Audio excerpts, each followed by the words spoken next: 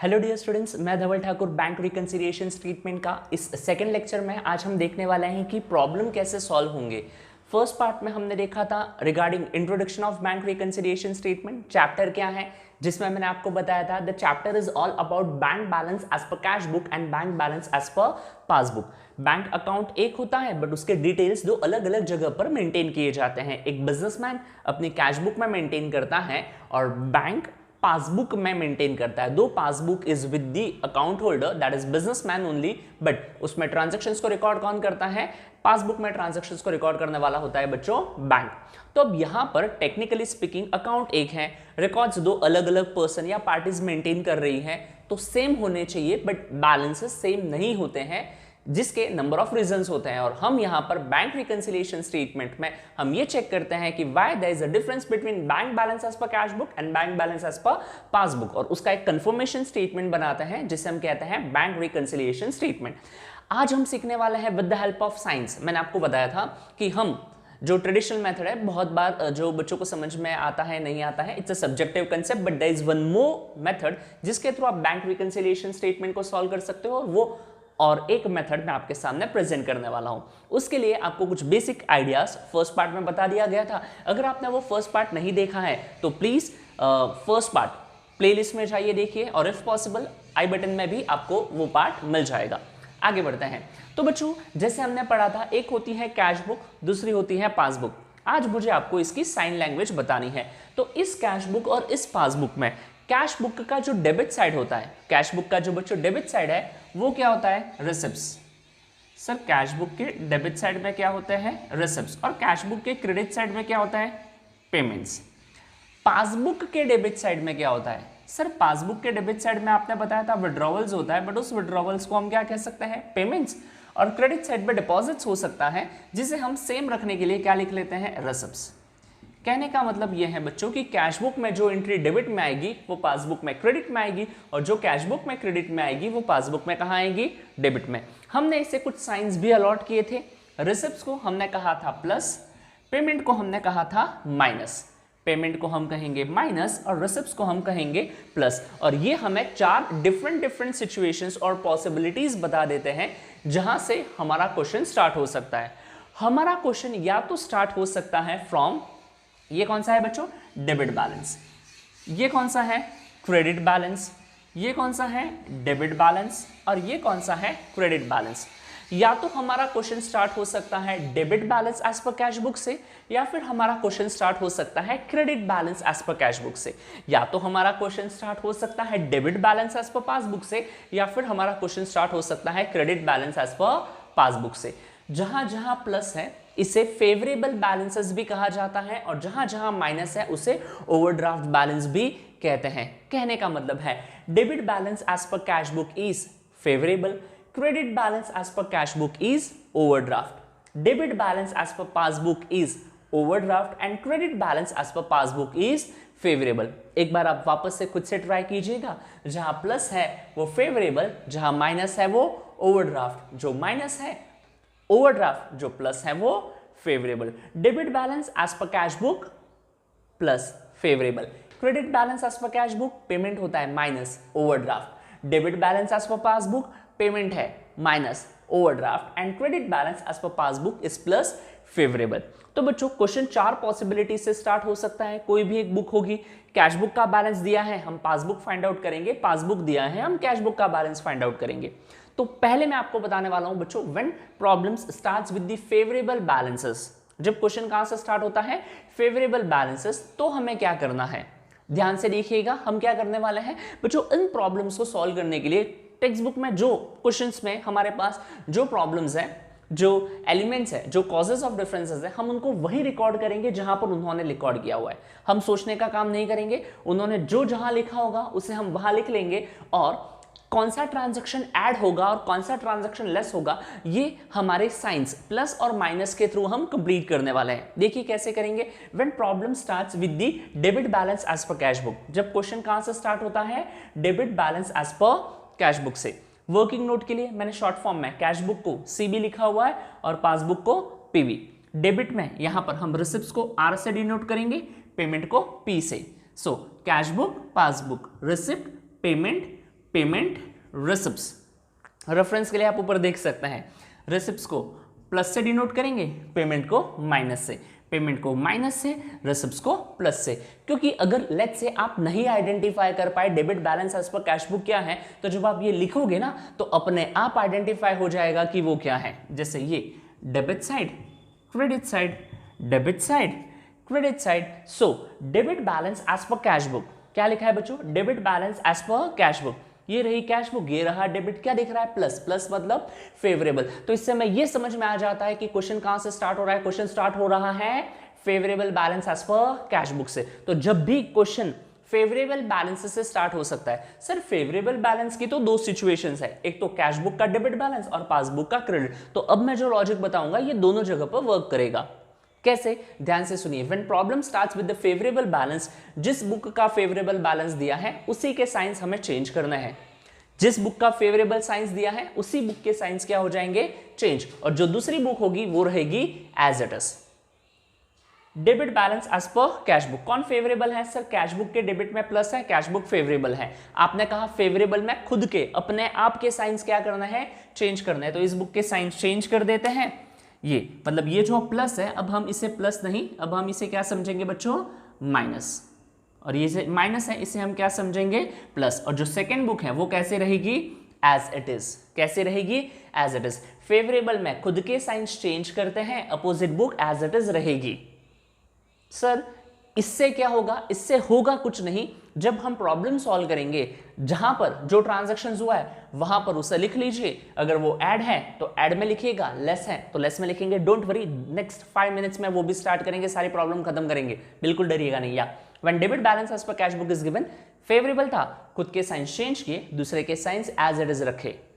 और एक फेवरेबल है ना पासबुक का क्रेडिट, उससे भी देखते हैं, क्योंकि क्वेश्चन तो कहीं से भी स्टार्ट हो सकता है, कहीं से मैं भी 1 2 3 4 ओनली 4 पॉसिबिलिटीज आर देयर।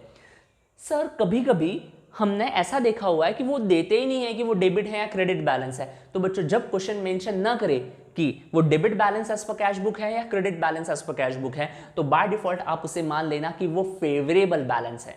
कौन सा बैलेंस है, फेवरेबल बैलेंस। मतलब इस स्टेटमेंट को अलग अलग 3 तरीके से कहा जा सकता है। क्या कह सकता हूं मैं, debit balance as per cash book कहूंगा तो भी वो फेवरेबल है, balance as per cash book कहूंगा तो भी वो फेवरेबल है, और favourable balance as per cash book कहूंगा तो भी वो फेवरेबल है। Is it clear. पासबुक में देखिए, ये मैंने ओरिजिनल बैलेंसेस आपके रेफरेंसेस के लिए यही रहने दिए हैं, आपको इनको देखना है। पासबुक में कौन सा फेवरेबल है, सर ये क्रेडिट वाला। तो क्वेश्चन कैसे दे सकता है, क्वेश्चन देगा favourable balance as per passbook कहेगा, या फिर कहेंगे बैलेंस एज पर पासबुक कहेंगे, या फिर कहेंगे credit balance as per passbook. तीनों का मतलब फेवरेबल ही है, क्योंकि 2 जगह तो वो मेंशन कर रहे हैं, साइड देख के पता चलेगा। और जब वो कुछ नहीं कहे और सिर्फ इतना कहे बैलेंस एज पर पासबुक, तो हम पॉजिटिव सोचेंगे, नेगेटिव नहीं, और उसे हम फेवरेबल मानेंगे। क्या बात क्लियर है, बहुत अच्छे। आगे बढ़ते हैं। यहां देखिए मैंने लिखा हुआ है when credit balance as per passbook is given, this is case 2, case 1, case 2। When credit balance as per passbook is given, sir passbook का क्रेडिट क्या होता है मुझे नहीं पता, इसीलिए तो लिखेंगे ना हम यहां पर डेबिट क्रेडिट, डेबिट क्रेडिट। ये वर्किंग नोट्स है, हर बार प्रॉब्लम सॉल्व करने से पहले आपको ड्रॉ कर लेना है। डेबिट में कैश बुक में क्या आता है, रिसिप्ट्स, यहां पेमेंट, यहां पेमेंट, यहां पर रिसिप्ट्स। सर रिसिप्ट्स को क्या कहते हैं, plus payment minus receipts plus. ध्यान से देखिए क्वेश्चन क्या कह रहा है, क्वेश्चन कह रहा है when credit balance as per passbook is given. ये रही पासबुक, ये रहा क्रेडिट साइड। कौन सा साइन दिख रहा है आपको, प्लस, प्लस मतलब फेवरेबल। और अगर क्वेश्चन फेवरेबल बैलेंस से स्टार्ट हो रहा है तो खुद की बुक के साइंस क्या कर लेंगे हम, चेंज। ये आप अपने नोटबुक में लिख सकते हो in the form of note. When question starts with the favourable balance you have to change the signs of given book. Cash book के साइंस चेंज किए थे क्योंकि कैश बुक फेवरेबल था, आज पासबुक फेवरेबल है तो पासबुक के science क्या हो जाएंगे, चेंज। फटाफट साइंस चेंज करते हैं। सर पासबुक का क्रेडिट बैलेंस प्लस था, ये फेवरेबल है, इसे चेंज करना है, कर दीजिए। ये एग्जैक्टली आपको ऐसे कट नहीं करना होता है, सिर्फ आपके रेफरेंस के लिए कट किया जा रहा है। तो अब ये क्या हो जाएगा, माइनस, और ये क्या हो जाएगा, प्लस। और जो दूसरी बुक है वो कैसे रहेगी, एज इट इज। तो आई होप हमारा फेवरेबल का रूल आपको समझ में आ गया होगा। अगर आप जानना चाहते हो कि सर ऐसा क्यों होता है, तो वो बच्चों मैं आपको एट दी एंड बताऊंगा, ठीक है। अभी स्ट्रेस नहीं लेना है उनके बारे में। यप, तो ये हमने दोनों केसेस देख लिए, दोनों फेवरेबल वाले थे इसलिए दोनों एक साथ में बता दिए। अब फटाफट एक फेवरेबल का क्वेश्चन भी सॉल्व करते हैं जिससे प्रॉब्लम बिल्कुल भी ना रहे। एटलस फेवरेबल का केस आप खुद से डील करने के लिए थोड़ा सा क्या कह सकते हो, स्टार्ट कर सकते हो। देखते हैं कैसे। दोनों फेवरेबल थे, रूल एक लास्ट बार रिपीट कर लेता हूं। फेवरेबल बैलेंसेस के केस में खुद के साइंस चेंज करने हैं, दूसरी बुक एज इट इज रहेगी। कैश बुक फेवरेबल है, कैश बुक चेंज होगी। पासबुक फेवरेबल है, पासबुक चेंज होगी, और जो दूसरी बुक होगी वो एज इट इज रहेगी। अब मैं आपके सामने एक प्रॉब्लम स्टार्ट करने वाला हूं। प्रॉब्लम को मैं यहां पर कहीं पर पोस्ट कर दूंगा, इस सेक्शन में आप क्वेश्चन देख पाएंगे और मैं क्वेश्चन मेरे बुक में से देखूंगा और हम उसे सॉल्व करना स्टार्ट करते हैं। आई होप इतना सब कुछ क्लियर होगा and then we are good to go with the problem. चलिए क्वेश्चन स्टार्ट करते हैं फटाफट।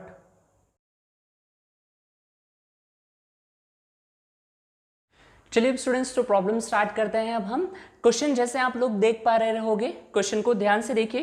क्वेश्चन कहता है on 31 March 2019 the cash book of mister Arvind showed a bank balance of 57,400 but the passbook showed a different balance. On comparing the cash book with the passbook, the following discrepancies were noted. अब यहाँ पर एक book का balance दिया हुआ है और उन्होंने कहा है कि दूसरी बुक से वो मैच नहीं हो रहा है। ध्यान से देखिए, मैं वापस से रीड करूंगा। On 31 March 2019, the cash book of Mr. Irwin showed a bank balance of 57,400. कौन सी बुक का बैलेंस दिया हुआ है? सर उन्होंने बैलेंस दिया हुआ है bank balance, obviously bank balance ही होगा। बुक कौन सी है, कैश बुक है या पासबुक है? तो सर उन्होंने दिया हुआ है cash book of mister Arvind showed, cash book showed bank balance. तो सर ये रही कैश बुक। बट सर आपने तो बताया था डेबिट क्रेडिट, यहां तो उन्होंने कुछ मेंशन ही नहीं किया, उन्होंने सिर्फ कहा है कि bank balance as per cash book is so and so. तो मैंने आपको ये भी कहा था कि क्वेश्चन में जब कुछ नहीं दिया हो तो हम क्या एज्यूम करते हैं, वो फेवरेबल बैलेंस है। बुक तो देंगे, वो कैश बुक या पासबुक दोनों में से एक बुक तो देंगे, कहां से स्टार्ट हो रहा है। बट डेबिट क्रेडिट मेंशन ना करें तब हमें क्या एज्यूम करना है, फेवरेबल। पहले लिख लेते हैं और फिर हम आगे बढ़ते हैं। ध्यान से देखिए बच्चों, ये रहा हमारा कैश बुक। तो मैं यहां पर क्या लिखूंगा, सर कैश बुक में रिसिप्ट्स, पेमेंट, पेमेंट्स और यहां पर रिसिप्ट्स। पेमेंट को हम किससे डिनोट करते हैं, रिसिप्ट्स को। पहले रिसिप्ट्स की बात करते हैं। रिसिप्ट्स को प्लस से डिनोट करेंगे, पेमेंट को माइनस से, पेमेंट को माइनस से और रिसिप्ट्स को प्लस से डिनोट करेंगे। जैसे क्वेश्चन कह रहा था bank balance as per cash book, तो कैश बुक का बैलेंस दिया है, कुछ नहीं कहा है, मतलब फेवरेबल है। और फेवरेबल में मैंने आपको रूल बताया था, रूल क्या है बताइए बताइए। हमने ये देखा था कि when question doesn't specify the whether is a debit or credit balance, you will assume कि ये फेवरेबल बैलेंस है। और अगर कैश बुक फेवरेबल है तो बच्चों किसके साइंस चेंज होंगे, सर खुद की बुक के साइंस चेंज होंगे। तो कर देते हैं खुद की बुक के साइंस, कैश बुक के साइंस चेंज कर देते हैं। ये प्लस है, इसे माइनस, और ये माइनस है, इसे प्लस। और सेकंड बुक कैसे रहेगी, एज इट इज। खुद के साइंस चेंज करो और दूसरी बुक क्या रहेगी, एज इट इज। ये कब होता है, फेवरेबल बैलेंस में। सर ये तो हो गया। अब क्या, अब जितने डिफरेंसेस के ट्रांजैक्शंस हैं उन सारे ट्रांजैक्शंस को हम रीड करेंगे और उन सारे ट्रांजैक्शंस को रीड करने के बाद, ध्यान से सुनिएगा बच्चों, उन सारे ट्रांजैक्शंस को रीड करने के बाद जो जहां लिखा गया है, उन्होंने जहां लिखा है हम भी वहीं लिख लेंगे। और हमारे ये जो कॉलम्स है, अगर इस कॉलम में लिखा जा रहा है तो वो लेस होगा, इस कॉलम में लिखा तो ऐड होगा, यहां लिखा तो लेस होगा और यहां लिखा तो वो क्या होगा, ऐड होगा। जिससे हमें ऐसे ऐसे कुछ सोचने की जरूरत नहीं पड़ेगी। आगे बढ़ते हैं, ट्रांजैक्शंस देखते हैं। तो क्वेश्चन में एक तो स्टार्टिंग पॉइंट दे दिया था और वो दे दिया था उन्होंने bank balance as per cash book. कितना दिया है, 57,400। तो मैं उसे स्टार्टिंग पॉइंट को पहले प्रेजेंटेशन कैसे करते देख लीजिए। ये हमारे आंसर है, यहां पर एक बुक का बैलेंस लिखा जाएगा। मैं फिलहाल लिख लेता हूं bank balance as per cash book and the bank balance as per cash book is 57,400। बताते बताते कुछ तो हम भी करेंगे ना गलतियां। या इनर कॉलम, आउटर कॉलम, ये बेटा वर्किंग कॉलम है जहां पर एक से ज्यादा अमाउंट्स होने पर हम लिखेंगे और जहां एक एक अमाउंट है, फाइनल फिगर्स है, वो लिखी जाएंगी बाहर आउटर कॉलम में। 57,400 ये तो था हमारा ओपनिंग बैलेंस। कंफर्म करेंगे, yes it was 57,400 opening balance. अब देखते हैं वन बाय वन ट्रांजैक्शंस, सारे ट्रांजैक्शंस को देखते जाइए। देखिए क्या हो रहा है।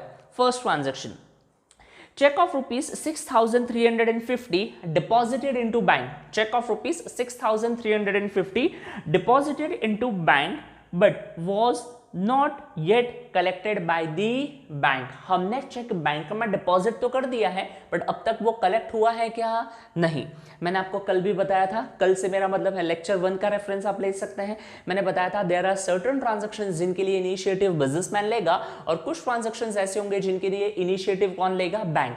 तो आप पहले ये देखिए कि वो ट्रांजैक्शन पहले किसने इनिशिएट किया है, बिजनेसमैन ने किया है या बैंक ने? अगर बिजनेसमैन कुछ करेगा तो पहले कैश बुक में रिकॉर्ड होगा और फिर उसका इफेक्ट पासबुक पे दिखेगा, और अगर बैंक इनिशिएटिव ले रहा है तो वो ट्रांजैक्शन पहले पासबुक में रिकॉर्ड होता है और फिर उसका रिफ्लेक्शन कहां आता है?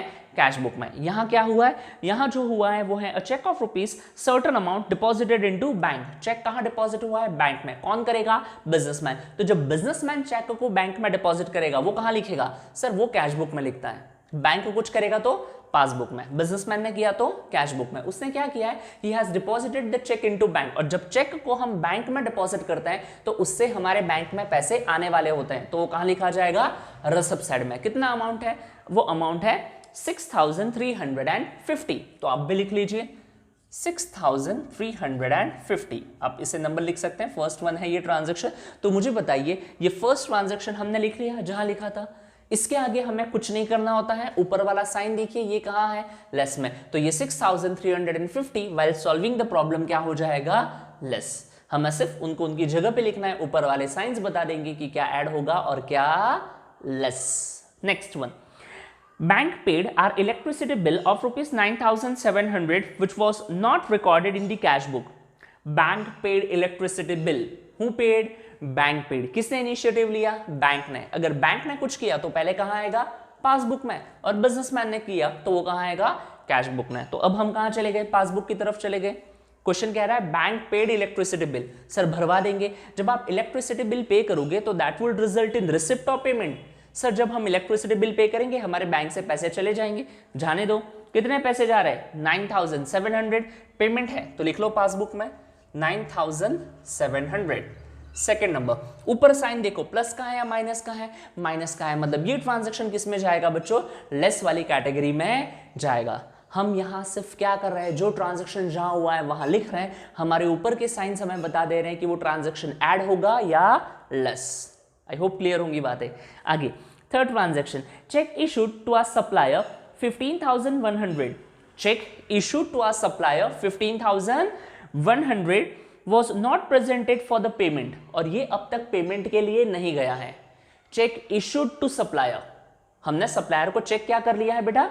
इशू कर लिया है। तो चेक इशू कौन करेगा? सर चेक इशू करने का मतलब होता है चेक साइन करना, अमाउंट वगैरह लिखना और सप्लायर को दे देना। ये काम कौन करेगा? बिजनेसमैन। बिजनेसमैन करेगा तो वो कहां लिखेगा? कैश बुक में। बाय द वे कौन सा column? Bank column. Sir issue करने का मतलब है पैसे हमारे बैंक से चले जाएंगे, तो कहां लिखोगे? पेमेंट साइड में। क्यों? क्योंकि ये बिजनेसमैन कर रहा है। अगर बैंक करता तो पासबुक में पहले लिखते, बट बिजनेसमैन ने किया तो पहले कहां लिखा जाएगा? कैश बुक में। चेक इशू किया है, कितना अमाउंट है? 15,100 लिख लेंगे। ये रहा 15,100। ट्रांजैक्शन नंबर 3 क्या हो जाएगा? ऊपर का साइन देखो, ऊपर ऐड है तो ये ट्रांजैक्शन कहां चला जाएगा? ऐड में। और इस तरीके से हमारा प्रॉब्लम सॉल्व करना क्या हो जाता है? बहुत इजी। जहां जहां हुआ है वहां लिख लो, ऊपर के साइन देख लो, या तो ऐड या फिर less. Next, interest on investment 8,800 was collected by the bank was not recorded in cash book। आपके लिए क्वेश्चन यहां पर रिफ्लेक्ट होगा, मेरे लिए यहां पर है, इसलिए यहां पर देखा जा रहा है। या interest on investment 8,800 collected by bank। interest on investment collected by bank। who collected? Bank. तो लिखो बैंक में। कलेक्टेड बाय बैंक है तो पैसा आया बैंक में, तो लाओ बैंक में। कहां लिखेंगे? रिसिप्ट साइड में। कितनी अमाउंट? 8,800। जो हुआ है वो वही लिखना है आपको। आपको तो सिर्फ एड्रेस पता होना चाहिए कि कौन सा ट्रांजैक्शन कहां लिखा गया होगा और जो क्वेश्चन में दिया होता है। बिजनेसमैन ने इनिशिएटिव लिया कैश बुक में, बैंक ने इनिशिएटिव लिया पासबुक में। पैसे बैंक अकाउंट में आ रहे हैं रिसिप्ट्स या जा रहे हैं तो पेमेंट या फिर पेमेंट। बिजनेसमैन का है तो कैश बुक और बैंक का है तो passbook. Next, bank charges 650 was debited in passbook. Question कह रहा है bank charges 650 debited in passbook. कहां डेबिट हुए हैं? पासबुक में, आप भी जाओ वहां डेबिट कर दो और ऊपर का साइन देख के आपको पता चल जाएगा कि उसे ऐड करना है या लेस। कितने थे 650, ये लिख लिया मैंने 650 और ये रहा मेरा 5th नंबर। अब ये कहाँ जाएगा, लेस में, जाने दो, जो है वो वहीं जाएगा, उसका कुछ नहीं हो सकता। आगे, mister Tanmay our debtor directly deposited 12,000 in a bank account. Mr. Tanmay, our debtor, directly deposited 12,000 in a bank account on 28th March, which was not entered in the cash book. 28 मार्च को हमारे कस्टमर ने हमारे bank account में directly पैसे deposit किए। अब customer ने कहाँ डिपॉजिट किए, बैंक अकाउंट में। पहले इंफॉर्मेशन किसको होगी, सर उसने बैंक अकाउंट में डिपॉजिट किए तो बिजनेसमैन थोड़ी रिकॉर्ड करेगा, और क्वेश्चन तो कह रहा है कि that was not recorded in cash book, तो कहां लिखा गया था, पासबुक में। और अगर कस्टमर डायरेक्टली पैसे डिपॉजिट करता है बैंक में विदाउट योर नॉलेज, तो पहले उसकी एंट्री कहां आएगी, पासबुक में आएगी। अगर कस्टमर डिपॉजिट करता है तो पैसे आएंगे, that will be recorded on receipt side. कितना अमाउंट है बच्चों, द अमाउंट, आप वहां देखिए, मैं यहां देखूंगा, द अमाउंट इज 12,000। ये भी ऐड होगा 5th के बाद, ये रहा आपको 6। क्वेश्चन तो बच्चों आपको कहीं पर भी मिल जाएंगे, जो नहीं मिलेगा वो है सॉल्यूशन और उसका ऐसा एक्सप्लेनेशन। ओके, यप, बढ़ते हैं हम आगे। Yep, that's how we have completed this particular problem. There were 6 transactions. आप देख सकते हैं 6 ट्रांजेक्शन है और लास्ट में लिखा हुआ है prepare bank reconciliation statement as on 31st March 2019. तो we will prepare or we are preparing bank reconciliation statement as on 31st March 2019. कौन से ऐड में जाएंगे, कौन से लेस में जाएंगे, हमने देख लिया। स्टार्टिंग बैलेंस लिख लिया है, ऐड के बाद ऐड वाले ट्रांजैक्शंस और लेस के बाद लेस वाले transactions, and then we are done with the problem. Start करते हैं सॉल्यूशन, फटाफट लिखेंगे, बिल्कुल भी टाइम वेस्ट नहीं करेंगे। तो स्टार्ट करते हैं ऐड वाले ट्रांजैक्शंस के साथ। पहले मैं लिखूंगा यहां पर ऐड। अब ऐड में वो ट्रांजैक्शंस लिखेंगे बच्चों जो हमारे पास ऐड में है। जैसे देखिए 3rd ट्रांजैक्शन ऐड में है, 4th ऐड में है और 6th ऐड में है। तो 3rd, 4th और 6th के स्टेटमेंट के रीजन लिखे होते हैं नरेशन के जैसे, उनको भी हमें यहाँ पर लिख लेना है। तो सबसे पहले हम देखते हैं 3rd वाला, वो 15,100, और ये नंबर इसीलिए लिखा है ताकि आपको क्वेश्चन में वापस से ढूंढना ना पड़े। 3rd ट्रांजैक्शन देखिए, आप यहाँ देखेंगे, मैं यहाँ पर कह रहा है cheque issued to a supplier not presented for the payment. तो हम यहाँ पर नरेशन के जैसे रीजन के फॉर्म में लिख सकते हैं चेक इशूड, चेक, हम देखिए check issued but not presented for the payment, but not presented for payment। कितना अमाउंट था, अमाउंट भी हमारे पास ऑलरेडी लिखा है 15,100। ये फर्स्ट ट्रांजैक्शन। नरेशन में कैसे लिखते हो, बिंग, तो वो बिंग को छोड़ दो, एज इट इज स्टेटमेंट लिख लीजिए। डिस्क्रिपेंसी का, डिफरेंस का रीजन क्लियर है, और इसलिए हम इसे क्या कर रहे हैं, ऐड कर रहे हैं। ये 3rd वन। 3rd के बाद बेटा दूसरा कौन सा ऐड है, ये रहा सर, ये 4th और ये 6, 8,800 वाला। आप देखिए यहां पर क्या लिखा हुआ है, interest on investment was collected by bank. तो यहां में लिख लेंगे ऐड में interest on investment collected by bank. आगे अगर आप लिखना चाहते हैं recorded in passbook only, not recorded in cash book, बिल्कुल लिख सकते हैं recorded by bank, entered in passbook only. सिर्फ कहां लिखा गया है, पासबुक में लिखा गया है। कितना अमाउंट था, 8,800। 2 ट्रांजेक्शन्स हो गए ऐड में, और 12,000 वाला भी बच्चों ऐड में है, 6th one, right. 6th one का देखिए क्या था, that is mister Tanmay our debtor directly deposited 12,000 in a bank account. तो एक कस्टमर है, उसने डायरेक्टली हमारे अकाउंट में कुछ पैसे डिपॉजिट कर दिए हैं, तो उसे लिख लेंगे direct deposit by customer in a bank account. कितना अमाउंट डिपॉजिट किया था उसने, 12,000 डिपॉजिट किया था, and that's how we have completed all the transactions which will be recorded in added side. सारे ऐड वाले ट्रांजैक्शंस लिख लिए हमने। ओरिजिनल बैलेंस, अब करना क्या होता है बच्चों, ये जो हमारा ओरिजिनल बैलेंस है इसमें ये सारे अमाउंट्स हमें क्या करने हैं, ऐड। तो फिलहाल तो हमें इन तीनों का टोटल करके बाहर लिखना होगा और फिर उस अमाउंट में ये अमाउंट हमें क्या करनी है, ऐड, और उसके बाद फिर हम कौन से ट्रांजैक्शन स्टार्ट करेंगे, लेस वाले। टोटल करते हैं और बाहर लिखते हैं। टोटल देखिए कितनी आएगी बच्चों, मैं यहां पर देख के बता देता हूं आपको। The final answer is 35,900। यहां पर ये इन तीनों की टोटल है, 35,900 टोटल है, ठीक है। 12 + 8 20 20 30 35,800 और ये 900, तो हो गया हमारा 35,900। अब इस 57,400 में ये अमाउंट हमें क्या करनी है बेटा, ऐड करनी है। 0 0 9 + 4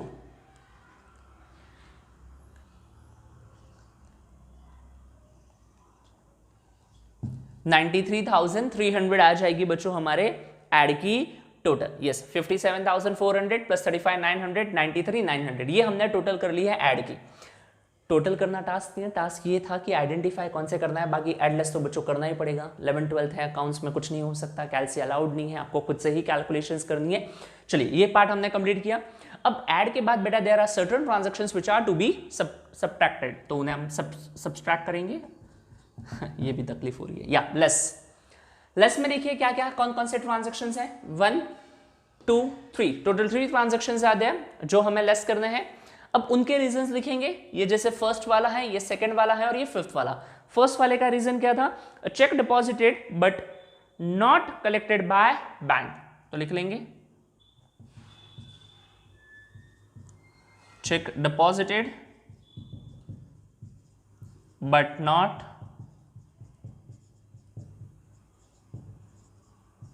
collected by bank।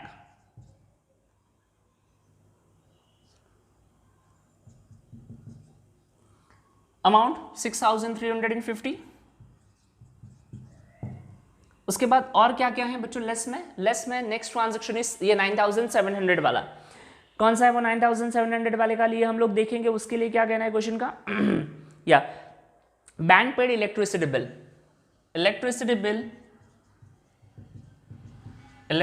Bill paid by bank not recorded in cash book, या फिर सिर्फ आप लिख सकते हो रिकॉर्डेड इन पासबुक ओनली। कितना था इलेक्ट्रिसिटी बिल का अमाउंट, 9,700 ऐसा लग रहा है मुझे। यस 9,700 ही है उस इलेक्ट्रिसिटी बिल का अमाउंट। और लास्ट वन बेटा bank charges debited by bank.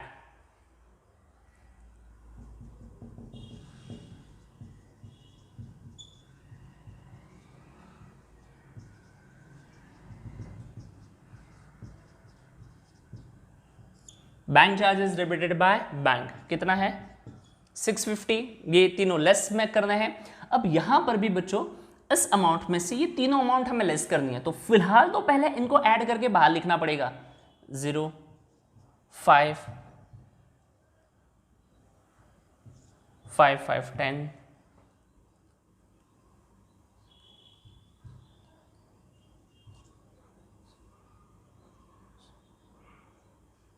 या तो हमारे लेस की टोटल हो जाएगी 16,700।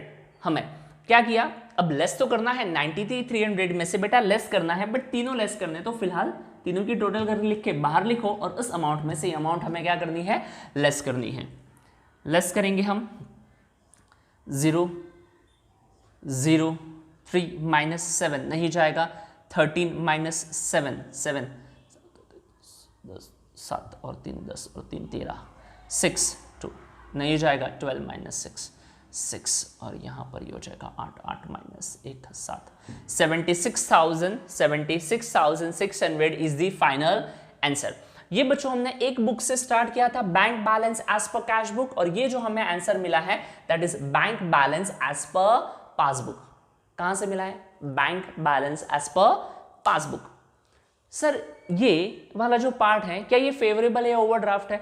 बाय डिफॉल्ट अगर क्वेश्चन फेवरेबल बैलेंस से स्टार्ट हो रहा है और ये भी फेवरेबल ले रहा है, मतलब नॉर्मल आंसर है, नॉर्मल आंसर है। हम लिखेंगे यहां पर bank balance as per passbook. अगर ये माइनस हो जाता ना बच्चों तो हमें लिखना पड़ता overdraft as per passbook, but इस बार तो फेवरेबल है तो हमने क्या लिख लिया है, सिर्फ लिखा है मैंने bank balance as per passbook. मैं चाहता तो credit balance as per passbook भी लिख सकता था, favourable balance as per passbook भी लिख सकता था, या फिर सिर्फ bank balance as per passbook. So guys that's how we have completed our first question. Question तो आपको कहीं पर भी मिल जाएगा, बात तो थी सिर्फ सॉल्यूशन की और मेथड की। अगर आपको ये पर्टिकुलर मेथड अच्छा लगा, अगर आपको उसको और क्वेश्चंस एक्सप्लोर करना चाहते हो तो do let me know in the comment section, ताकि आगे के वीडियोस में और बनाऊं। ठीक है, तो इसी नोट के साथ इस पर्टिकुलर सेशन को आज यहीं खत्म करते हैं।